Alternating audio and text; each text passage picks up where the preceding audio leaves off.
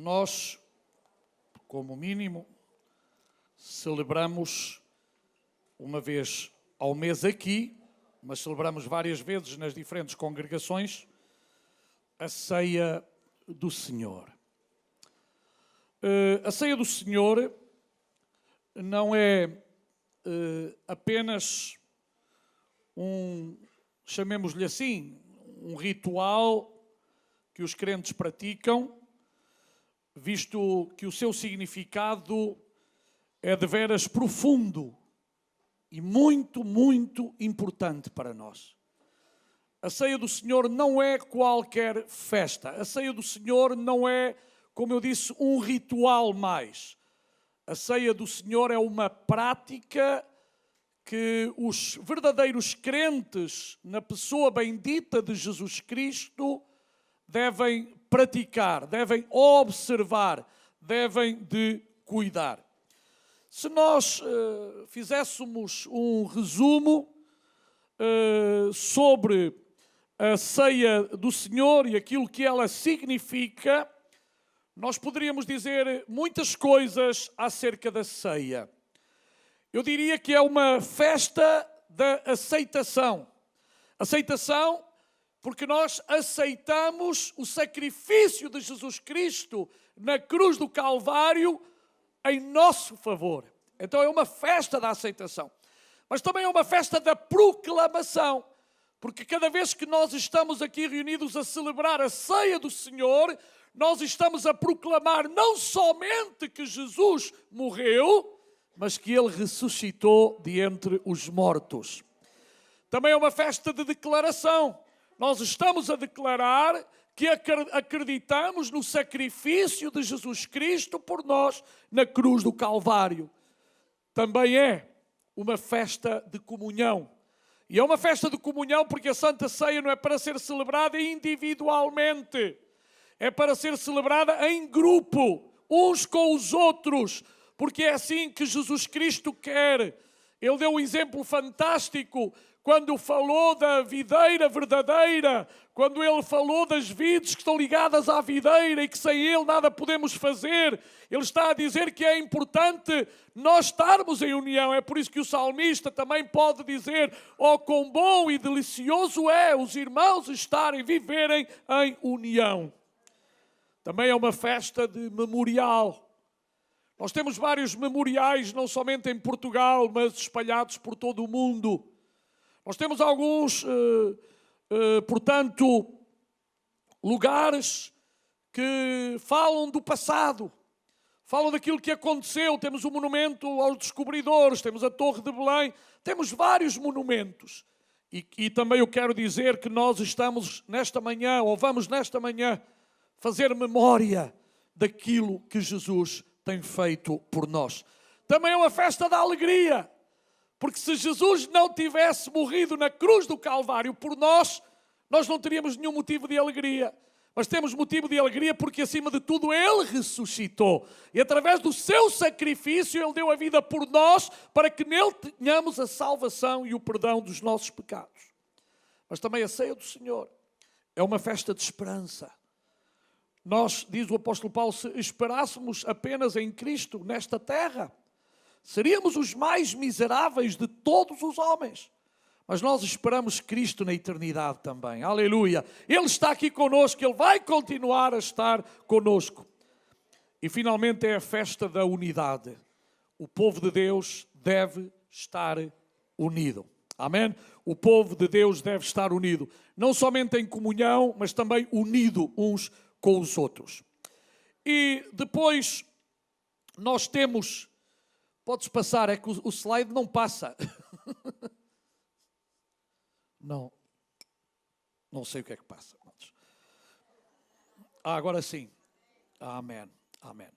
Então, a ceia do Senhor não é apenas, como eu já disse, um ritual. É uma celebração, é um mandamento acima de tudo. Nós temos vários mandamentos no Novo Testamento. E um dos mandamentos é o batismo e a ceia do Senhor. Deixai-me agora dizer uma vez mais E se alguém depois privadamente me quiser responder, porque a gente faz perguntas, não é para que daí me respondam. Porque é que há crentes que dizem que amam Jesus e não querem ser batizados? Eu gostaria que alguém, muito sincero, me respondesse. Se você ama Jesus, se você acha que Jesus morreu por si na cruz do Calvário, o que é que impede de você ser batizado? Porque há pessoas que dizem, vocês na vossa igreja não dão a ceia do Senhor a pessoas que não sejam batizadas. E fazemos-lo porque Jesus só deu aos seus discípulos.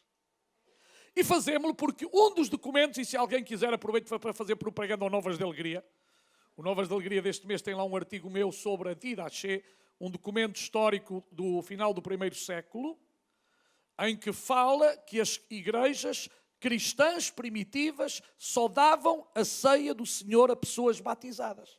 Não é uma invenção da Assembleia de Deus de Almada, ou de outras assembleias, ou de outra igreja. Não, não, não. A própria Bíblia fala-nos disto. Os documentos históricos do primeiro século fala-nos disto. Vocês sabem porque é que algumas igrejas dão a ceia do Senhor a todos? E eu vou falar, é uma responsabilidade muito grande.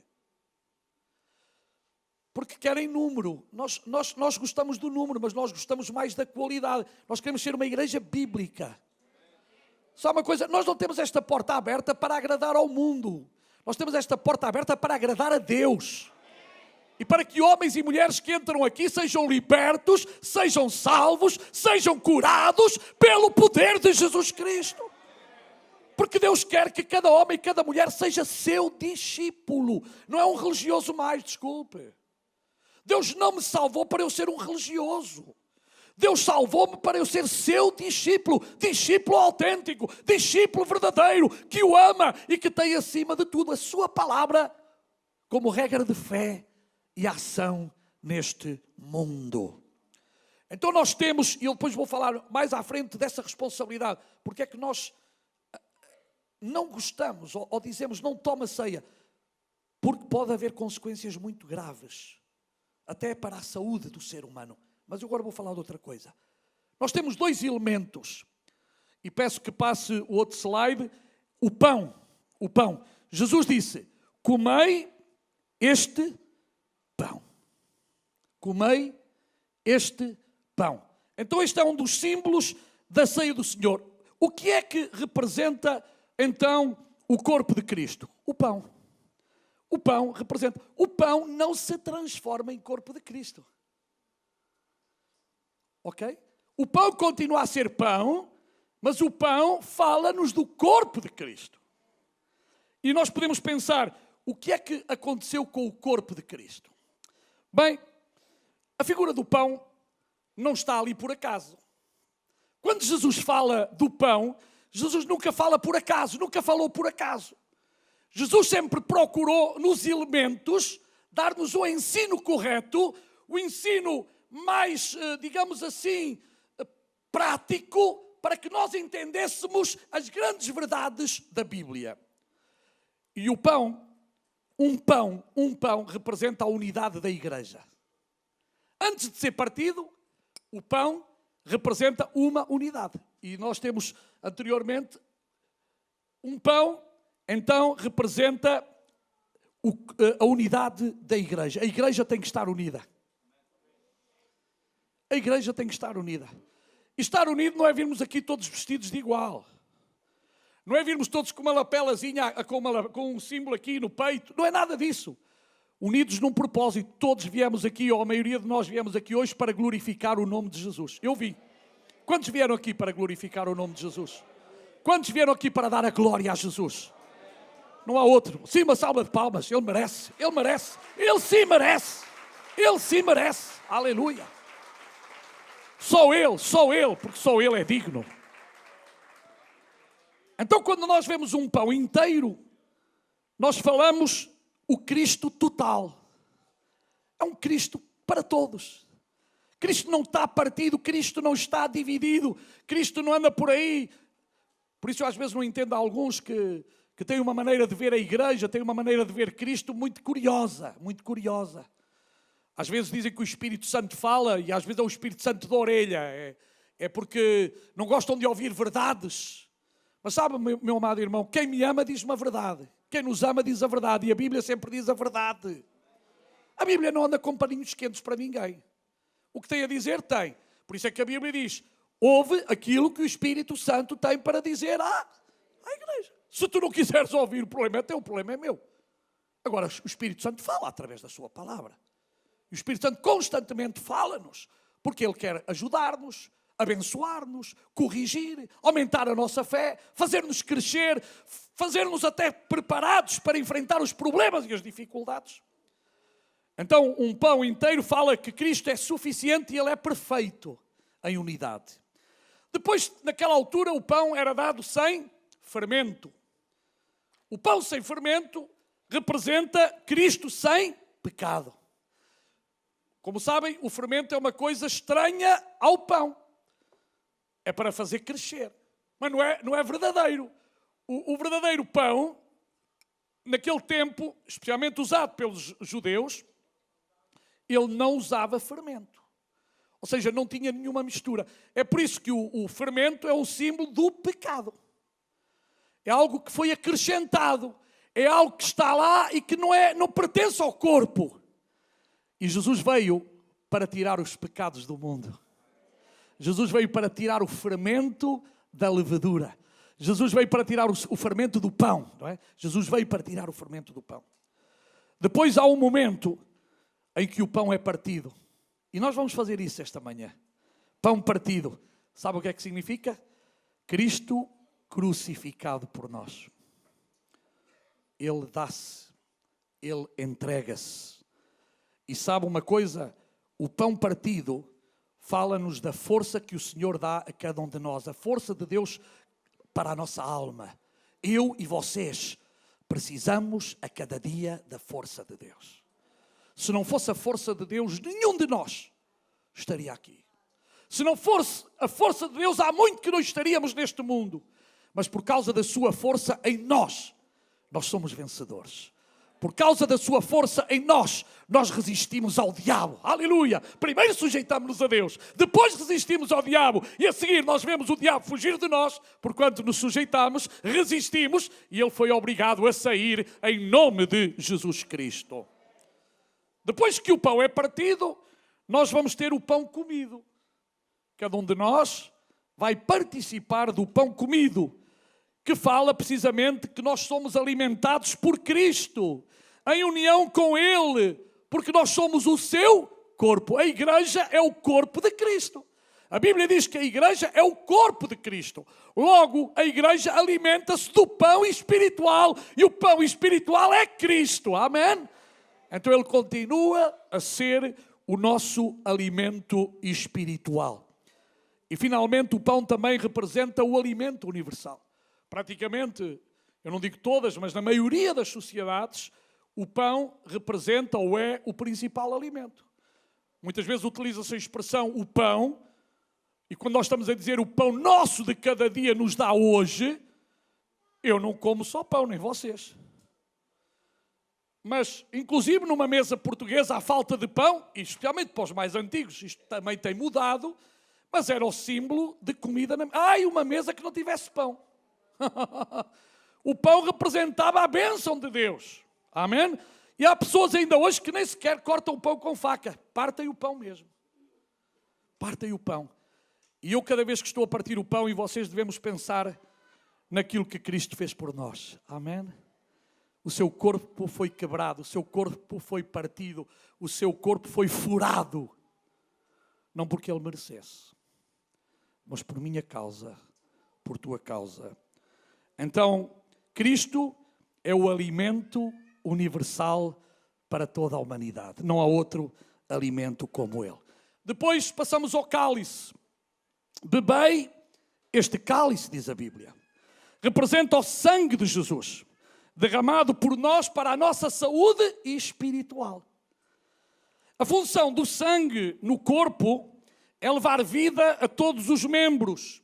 O sangue transporta os nutrientes, o oxigênio, os anticorpos e outras substâncias essenciais à nossa vida. Também é o sangue que leva estímulos depois ao cérebro. Os glóbulos vermelhos, por exemplo, são tão pequenos que em uma pequena gota de sangue nós encontramos, sabem quantos? 5 milhões de glóbulos vermelhos. Numa gota de sangue, 5 milhões de... E depois ainda dizem que o homem apareceu ao acaso. Deus criou tudo na perfeição, Deus criou tudo de uma maneira tão fantástica, tão maravilhosa. As coisas não apareceram assim por estalar os dedos, não. Houve um Criador, houve alguém que planificou, planejou e fez todas as coisas perfeitas. E a prova é que se nós tivermos mais glóbulos brancos, que também temos que o ter, e os leucócitos, é necessário. Mas se tivermos mais, estamos a prejudicar os vermelhos. Tem que haver um equilíbrio em todas as coisas. Então o sangue fala de vida. Se não fosse o sangue, nós não tínhamos vida, mas por causa do sacrifício de Jesus, aqueles que creem em Jesus Cristo têm vida e vida com abundância. Aleluia. É por isso que Jesus diz que este cálice é a nova aliança no meu sangue. E próprio Senhor Jesus disse: eu sou a videira verdadeira. Ou seja, nós não somos os ramos, ou seja, nós somos os ramos que dependemos dele. E Jesus é aquele que cuida de nós. É como em algumas versões de João Ferreira de Almeida diz o viticultor, noutras diz o lavrador, não importa. Tanto o viticultor como o agricultor fala de Deus que cuida de nós, que ajuda cada um de nós. Ele depois disse algo fantástico: permanecei em mim. Permanecei em mim. Vamos ler agora Coríntios. Primeiro aos Coríntios 11, 17. Geralmente nós lemos a partir do 23, mas eu hoje vou ler a partir do 17. E diz assim: nisto, porém, que vou dizer-vos, não vos louvo, porquanto vos ajuntais não para melhor, mas para pior. Oh, irmãos, este primeiro versículo, a mim logo pessoalmente, deixa-me assim um pouco pensativo. Mas o que é que aconteceu? O que está a acontecer para Paulo escrever esta carta? O que é que estava a acontecer na igreja de Corinto para Paulo escrever a carta dizendo: nisto, porém, que vou dizer-vos, não vos louvo, porque vos ajuntais não para melhor, mas para pior. Eu quero dizer-vos uma coisa: a ceia deve ser para a nossa bênção e não para a nossa condenação. Eu estou aqui reunido para ser abençoado. Eu quero participar da ceia do Senhor para ser abençoado. Mas há coisas que podem trazer maldade à minha vida, doença à minha vida. Quando, ou seja, eu não dou atenção à palavra de Deus e faço as coisas de acordo com a minha ideia, com o meu pensamento ou com o pensamento dos homens. Mas nós temos que fazer todas as coisas de acordo com a palavra de Deus. O amém foi muito fraquinho. De acordo com a palavra de Deus. A palavra de Deus, eu volto a dizer, é a nossa máxima regra de fé e conduta. Não há outra, desculpem. A palavra de Deus está acima dos pastores. O amém foi fraco. A palavra de Deus está acima dos pastores, está acima dos profetas, está acima dos apóstolos, está acima dos ensinadores. A palavra de Deus é a coisa mais importante neste lugar. Amém? A palavra de Deus é importantíssima. Então a ceia do Senhor deve ser para a nossa bênção. Ali nós temos as Escrituras Sagradas e nós temos especialmente Coríntios, Marcos e Mateus que falam precisamente da ceia do Senhor. Nós não vamos ter tempo para ler todos estes versículos, vamos ficar em Coríntios, mas qualquer um destes versículos fala-nos da instituição da ceia do Senhor. Então, continuando, porque antes de tudo, versículo 18, ouço que, quando vos ajuntais, aonde? Na igreja, há entre vós o quê? Dissensões, lutas, partidos. E um dos partidos havia crentes na igreja que diziam: não, eu sou do pastor Manuel, eu sou do pastor Pedro, eu sou do pastor João, eu sou do pastor Jesus, eu sou deste ou sou daquele. E Paulo ficou muito incomodado porque ele tinha sido o fundador da igreja local. Até havia crentes que diziam que eram de Paulo. E Paulo não gostou. Porque Paulo nunca levou os homens a seguirem Paulo no sentido último da palavra. Porque Paulo, inclusive, ele dizia: sede meus imitadores como eu sou de Cristo. Isto é de uma autoridade fantástica. Como é que alguém pode dizer estas palavras? Só alguém que efetivamente o seu padrão de vida é o Senhor. Alguém que se identifica com Cristo. Alguém que deixa que Cristo viva através dele. Essa pessoa pode dizer, sede meus imitadores, como eu sou de Cristo. Oxalá, cada um de nós que estamos aqui nesta manhã, possamos dizer aos outros que estão à nossa volta. E se não dizer, pelo menos os outros vejam que isso é verdade. Sede meus imitadores, através das minhas ações, das minhas atitudes, das minhas palavras, eu falo de Cristo. Mas sabe, há gente que fala tão alto, tão alto, tão alto, que por causa daquilo que fazem, os outros não os ouvem. Quero que eu repita uma vez mais? Há pessoas que falam tão alto, tão alto, tão alto, que depois quando as pessoas olham para aquilo que eles fazem, não os conseguem ouvir. Como é na nossa casa, como é no nosso trabalho, como é na escola, como é ali, como é acolá. Eu nunca entendi crentes que estão aqui, aleluia, glória a Deus, amém, amém, e chegam ali à rua e aquilo é todas as árvores do campo saem pela boca fora. Carvalhos, nespereiras e por aí fora. Como é que é possível? Alguém que tem Cristo no seu coração, depois abre a boca, até pior, até para amaldiçoar. Quando a minha Bíblia, e penso que a vossa também, diz para não amaldiçoarmos. Eu já tenho dito isto, eu já ouvi igrejas evangélicas que amaldiçoam as pessoas. Não há autoridade bíblica para amaldiçoar ninguém. Nós só podemos abençoar. O crente só pode abençoar. Se amaldiçoares, não és crente em Cristo Jesus. Podes ser crente no diabo. Podes ser crente numa religião. Mas não és crente. Nem o teu inimigo tu podes amaldiçoar. Entrega-o a Deus. Nós não temos autoridade para amaldiçoar ninguém. Aqui nesta casa só abençoamos. O crente só abençoa. O Filho de Deus só abençoa. Abençoamos este país, abençoamos esta cidade, abençoamos esta nação, porque acreditamos que Deus quer fazer coisas maravilhosas, gloriosas, extraordinárias neste país. E Ele quer utilizar-te a ti, a mim, a cada um de nós, para que o seu nome seja exaltado e glorificado acima de todo o nome. Aleluia. Ouço que vos ajuntais na igreja, dissensões, e em parte o creio. Mas sabe, por incrível que pareça, Paulo acrescenta, e até importa que haja entre vós facções, para os aprovados se tornem manifestos entre vós. Ou seja, para que os verdadeiros crentes manifestem o que são através das suas ações, atitudes, gestos e palavras. Porque o verdadeiro crente só pode dar bom fruto. O verdadeiro crente só dá fruto bom para os outros. Se você ainda dá mau fruto, deixe-se enxertar. Deixe que Jesus faça um enxerto na sua vida, para que da minha vida, da tua vida, não saiam maus frutos, mas bons frutos que abençoem e que edifiquem. Aleluia. Depois o versículo 20. De sorte que quando vos ajuntais num lugar, naquele caso lá em Coríntio, não é para comer a ceia do Senhor. Então, se não é a ceia do Senhor, é a ceia de quem? A Bíblia diz, a tua própria ceia. Eu penso que ninguém nesta manhã trouxe uma ceia paralela, não? Alguém trouxe aí assim uma sandes de presunto? Alguém trouxe? Não. Uns bolinhos? Calhar alguém tem que comer. Mas ninguém trouxe a ceia. Porquê? Porque nós não viemos aqui para celebrar a nossa ceia.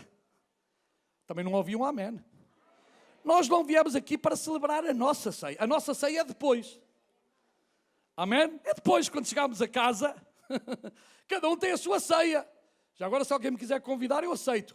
Mas pronto, tem a sua ceia. É bom cada um ter a sua ceia. Mas aqui, nós vamos celebrar a ceia de quem? Do Senhor. Lembre-se de uma coisa, irmão, irmã. Lembra-te de uma coisa, Paulo Branco. Estamos aqui para celebrar a ceia do Senhor. Não é a ceia da Igreja Evangélica AD Almada. Não é a ceia da congregação em tal sítio. Não é a ceia da igreja A, B ou C. É a ceia do Senhor. Então o modelo não é o meu modelo. A ideia não é a minha ideia. É a Bíblia que tem que falar acima de todas as coisas. É a Bíblia que me tem que dirigir naquilo que cada um de nós faz, irmãos. Não são as regras dos homens. Agora decidiram isto, faz isso. Não, nós temos que decidir à luz da palavra de Deus. Amém? Porque se não decidirmos à luz da palavra de Deus, deixa de ser a ceia do Senhor para ser a nossa ceia. É por isso que em Coríntio não era a ceia do Senhor. Era a ceia deles. Alguns comiam, outros embebedavam-se, diz a Bíblia. Veja lá o que acontecia. Porque naquela altura era um ágape. Era uma grande mesa, as pessoas participavam, inclusive havia aqueles que chegavam primeiro, começavam a comer, os últimos já não tinham nada para comer. Que feio, que feio. E sabe que na cidade de Corinto era uma cidade que tinha 500 mil habitantes, dos quais 400 mil eram escravos. E muitos tinham-se convertido ao Evangelho. Os escravos não podiam sair da casa dos seus senhores quando queriam.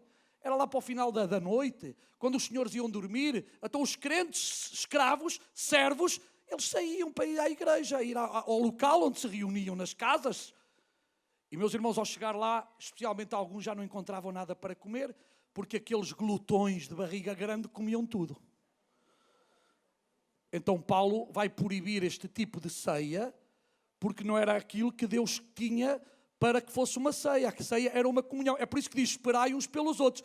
E há crentes que pensam que o esperar é ficar com o pão na mão, com o cálice. Pode-se fazer. Eu não estou contra que se faça, mas não me digam que é o que a Bíblia diz, porque não é.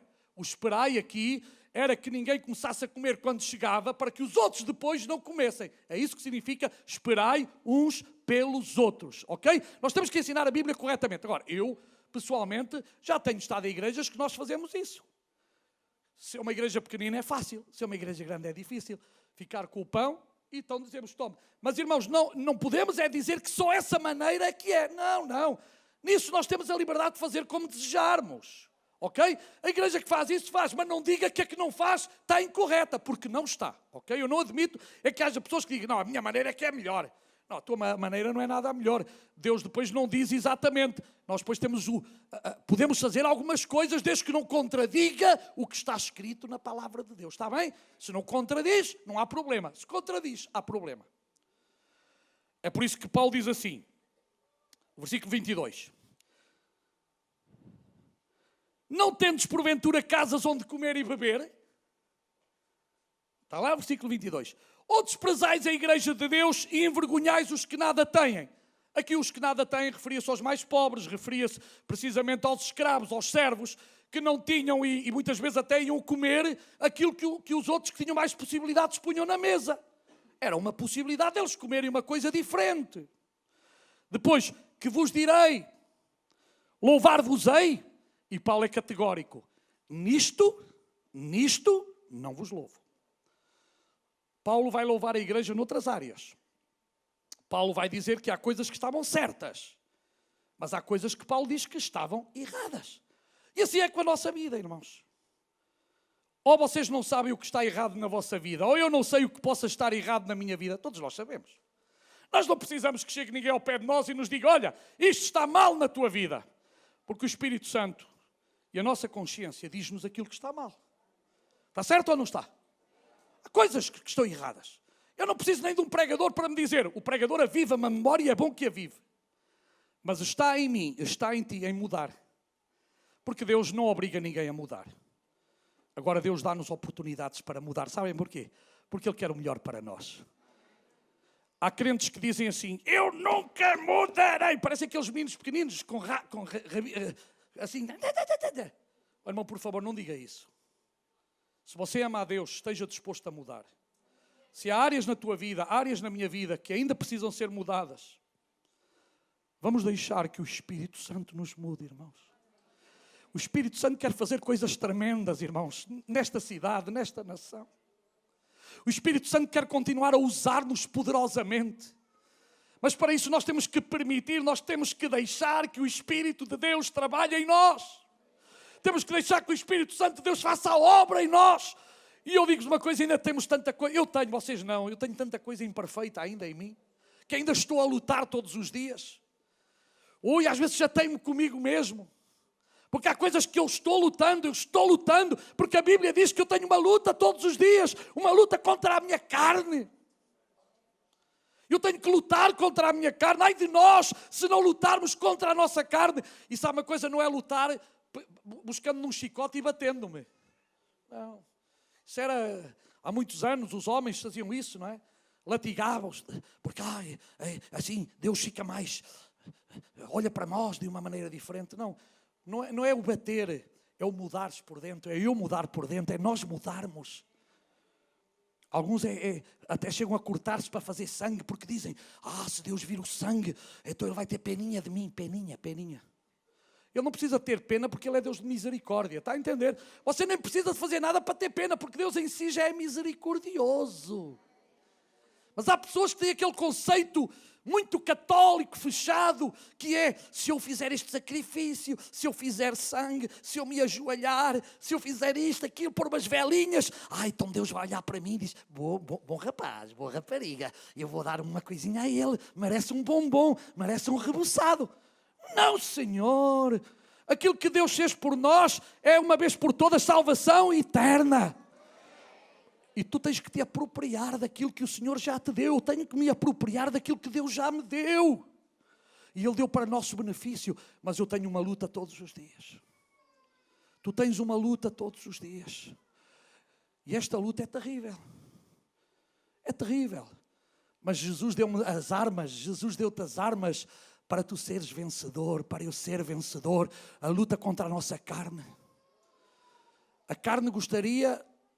Hoje, esta manhã, para alguns foi difícil levantar, não foi? A carne gosta tanto de cama. Tão bom.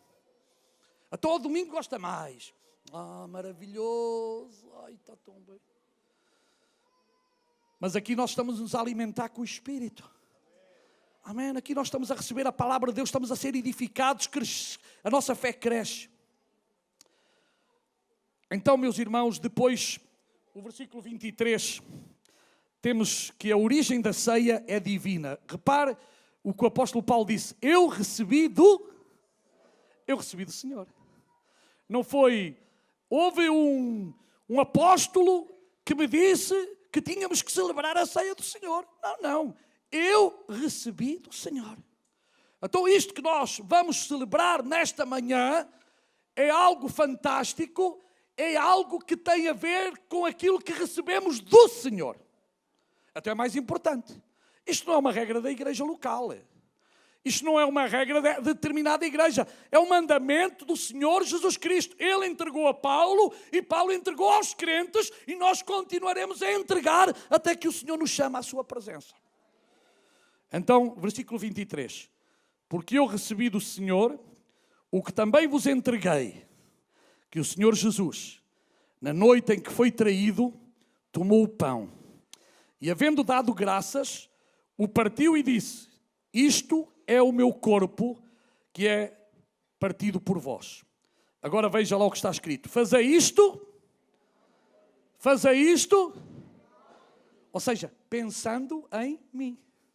Quando nós vamos tomar a ceia do Senhor, o nosso pensamento tem que estar, não é para a semana que vem, para a semana que passou, para o almoço, que vai ser hoje, por melhor ou pior que seja. Não. Em memória do Senhor, a pensar no Senhor. Pensa naquilo que o Senhor fez por ti. Agradece ao Senhor aquilo que Ele fez por ti. O nosso pensamento tem que estar no Senhor. Depois diz, semelhantemente, ou da mesma forma também, depois de cear, ou seja, ter comido o pão, tomou o cálice, dizendo, este cálice é o novo pacto no meu sangue. É um novo pacto no meu sangue. Deus, através da história, fez vários pactos. Infelizmente, muitos desses pactos, os homens não cumpriram. E por causa da impossibilidade do homem de cumprir os pactos, Deus resolve enviar o seu Filho, Jesus Cristo, para iniciar um novo pacto que é feito no seu sangue, por causa do seu sacrifício, por mim e por ti na cruz do Calvário. Porque por nós mesmos não nos podíamos salvar. Mas através de Jesus Cristo, o vivo caminho, nós somos salvos. Aleluia. Louvado seja o seu nome. Então diz, fazei isto todas as vezes que beberdes em memória de mim. Nós, se quiséssemos, Podia se tornar corriqueiro, mas nós podíamos fazer todas as semanas. Não há nada na Bíblia que impeça que participássemos da ceia do Senhor todas as semanas. No nosso caso, decidimos fazer aqui uma vez ao mês. Mas o importante não é quantas vezes fazemos, mas o importante é que cada vez que fazemos, estamos a fazer da maneira correta. Está a entender? Há muita gente que faz coisas repetidamente, mas não faz corretamente. Então, se você fizer uma coisa repetidamente e não a fizer corretamente, não tem valor nenhum. Você até pode orar 10 vezes ao dia. E se você está zangado com o seu irmão, ou você está zangada com a sua esposa ou com o seu esposo, você até pode orar 50 vezes ao dia. A oração não é ouvida. Então é melhor primeiro pedir perdão à esposa, pedir perdão ao esposo, pedir perdão ao irmão, pedir perdão à irmã e depois orar uma só vez. Tem mais valor do que 50 vezes ao dia. O amém foi muito fraco, mas enfim, também ninguém é obrigado, não é, a dizer amém. Mas nós temos que ensinar o que está na Bíblia. Irmãos, nós não podemos, e isto é uma responsabilidade muito grande, nós não podemos pôr a mão no pão e pegar no copo se há aqui pecado no meu coração. A Bíblia ensina-me que primeiro vou-me reconciliar com o meu irmão, com a minha irmã, e então depois vou tomar do pão e vou tomar do vinho. Mas esta manhã, pá, parece que é logo na ceia do Senhor, chateei-me com o meu marido lá em casa. Chateei-me com a minha mulher. Então é assim, vá primeiro pedir perdão e não tome do pão e do vinho. Mas se ainda aqui quiser sair do lugar, ou está ao lado, olha, perdoa-me, meu amor, perdoa-me. Perdoa-me, esposo, perdoa-me, esposa, perdoa-me, irmão. Então depois participe. O amém também foi muito fraco. Eu ultimamente não tenho adesão. Não sei o que é que está a passar, estou a perder talvez a capacidade, mas pelo menos tenho que dizer, não é? Aleluia, glória a Jesus, Ele é bom mesmo. Todas as vezes que comerdes deste pão e beberdes deste cálice, estareis anunciando a morte do Senhor. Nós nesta manhã estamos anunciando a morte do Senhor. Até quando? Já viu que aqui, numa pequenina palavra, está uma doutrina importante da igreja que hoje também é muito pouco falada? Qual é a doutrina que está aqui? Diz que Jesus virá, voltará. Jesus vem. Dia, hora, ninguém sabe. Quem souber é mentiroso. Hoje há pregador que sabe tudo, pastor Portugal. Há aí pregador, não é pastor Carlos, sabem tudo. Tem a data, tem a hora, tem o dia. Eu não sei a quem é que eles estão a ouvir, mas Deus não é de certeza. Porque o meu Deus não mente, o meu Deus não engana, o meu Deus, aquele que diz, cumpre. E o meu Deus diz que só Ele sabe o dia e a hora, mais ninguém. Então qualquer um que diga a hora e o dia e o ano é mentir. Digam lá, e porque há cá crentes que ouvem os mentirosos? Em vez de ouvir a palavra de Deus. E depois queixam-se que foram enganados. Então você é que escolheu a igreja onde você quer estar. Ou não é? Alguém obriga a ser de uma igreja ou da outra? Que eu saiba, não. A Constituição Portuguesa não permite que ninguém seja obrigado a coisa nenhuma. Mas sabe uma coisa? Eu, se não fosse pastor desta igreja, queria ser membro desta igreja. Queria ser membro desta igreja. Sabe porquê? Por causa da seriedade da mesma e dos seus membros. Ou da maioria. O amém foi muito fraco, só o pastor Portugal é que me apoiou, quase com voz mais forte. Irmãos, eu fico muito admirado que hoje há pessoas a serem enganadas. E sabe, deixa-me dizer-vos, eu já tenho dito, mas eu gosto de repetir, há gente que gosta de ser enganada. Eu cheguei à conclusão já há uns anos atrás. Eu quando era mais jovem não acreditava nisso, está a ver? Mas com os anos, eu hoje convenço-me que há gente que gosta de ser enganada. Gosta. Então está em sítios onde sabe que há coisas terríveis e as pessoas gostam de lá estar, é porque gostam de ser enganadas. É como aquela pessoa que diz, pedem dinheiro, só dinheiro, só dinheiro. E eu perguntei, porquê é que você dá? Fiquei sem dinheiro. Então porquê é que você ficou sem dinheiro? Fiquei sem comer. O culpado é você. Então você está a dar e fica sem comer. Você já ouviu aqui nós dizermos para você ficar sem dinheiro, ficar sem comida. E como é que nós andamos com tudo. Graças a Deus pelas ofertas fiéis e dízimos dos crentes. Mas não é uma obrigação. Alguém aqui foi obrigado a dar alguma coisa? Desculpe, levante a mão. Quem é membro desta igreja e foi obrigado a dar qualquer coisa? Levante uma mão e diga-me na minha cara. Nem uma só pessoa é obrigada. Mas sabe uma coisa? Nós damos com alegria. Quem é que dá com alegria? Olha, eu dou. Porque amamos a obra de Deus, amamos a igreja, acreditamos neste corpo e queremos que este corpo continue a crescer. Amém? Por isso nós damos, mas não é por obrigação. É que lá obrigam a dar. Desculpe lá, eu sou pastor aqui há 25, só há mais, mas pastor principal há 26 anos, que eu saiba, nunca obriguei ninguém, nem os pastores anteriores obrigaram. Ninguém obrigou aqui. Mas é um prazer dar para a obra de Deus. Agora pergunta, alguém ficou mais pobre aqui na igreja por dar à obra de Deus? Ninguém ficou, pois não? Porque esse é o segredo. É que quem dá com alegria não fica mais pobre, até fica mais rico. Amém! Olha, não sou eu, agora não fui eu, agora até aqueceu o ambiente. É porque é verdade, é porque é verdade. Agora veja lá. Veja lá o versículo 27. É por isso, eu vou rapidamente agora. O 27 é porque nós não damos a ceia. Não é que nós não damos. Nós não estamos a olhar para ninguém. Nós dizemos é que não tome. Não é que nós não damos. Por isso é que nós dizemos que quem não é batizado, quem não está em comunhão com Deus, quem não está bem espiritualmente com Deus, não toma a ceia do Senhor. Mas por causa de quê? Daquilo que eu vou ler. Daquilo que eu vou ler. Não é por outra coisa. De modo que qualquer que comer do pão ou beber do cálice do Senhor, o que é que diz lá? Indignamente, ou seja, sem a dignidade que o ato merece. Ou seja, este ato, este mandamento do Senhor, merece uma certa dignidade. E quem é que dá a dignidade ao ato? Somos nós, seres humanos. Da parte de Deus tem toda a dignidade. E se eu verdadeiramente amo a Deus, eu tenho que dar a Deus também toda a dignidade que o ato merece. Porque se eu não lhe der a dignidade, eu estou dizendo que esse ato não tem valor. É por isso que as pessoas, muitas vezes, quando se lhe oferece uma coisa, não dão o valor que quando pagam o preço. Eu lembro-me um menino que fez um barquinho. E o barquinho pôs-o na água, desapareceu. Ele chorou.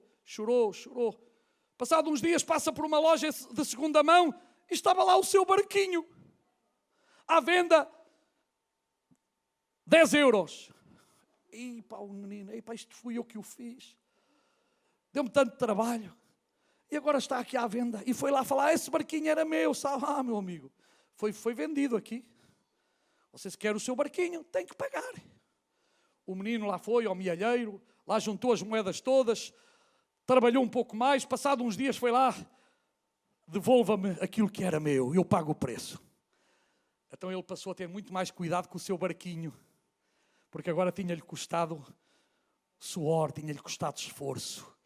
E nós temos que valorizar aquilo que custou o sangue de Jesus. Nós temos que valorizar aquilo que doeu a Jesus. Aquilo pelo qual Ele pagou um alto preço, sofreu por nós. Então por isso diz, com dignidade do ato. Depois, tomar a ceia do Senhor exige um exame. Há um exame? Sim.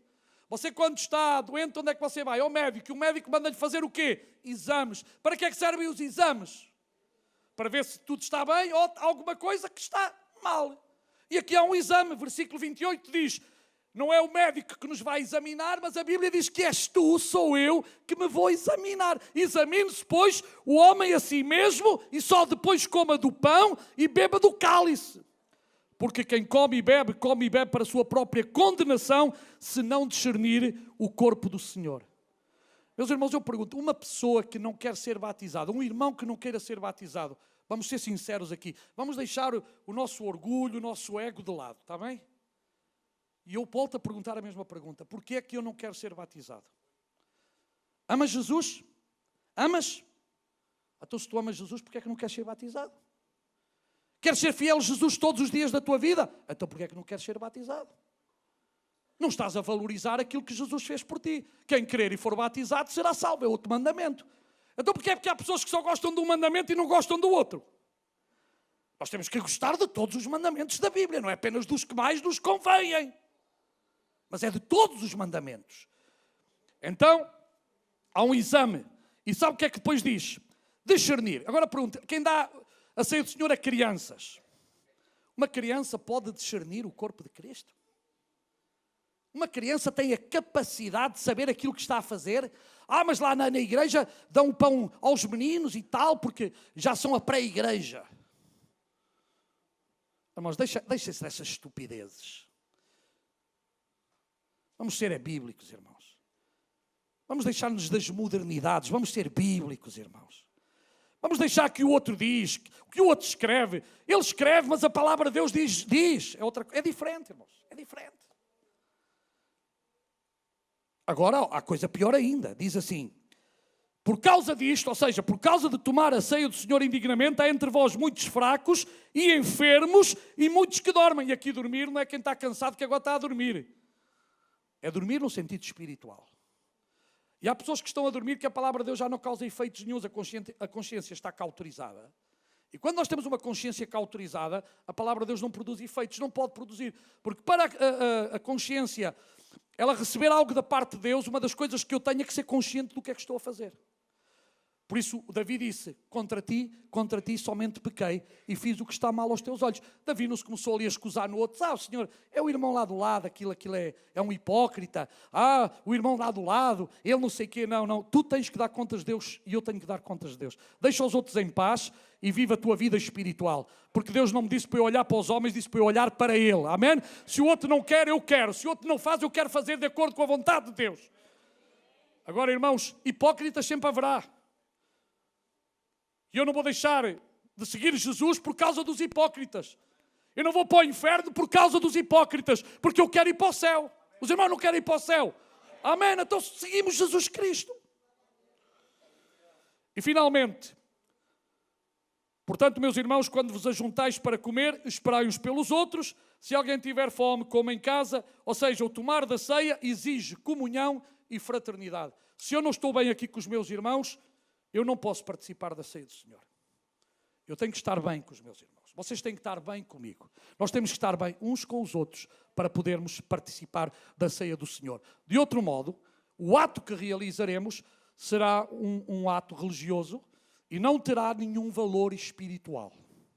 E nós queremos que cada coisa que fazemos sirva para glorificar o nome de Jesus Cristo. Aleluia.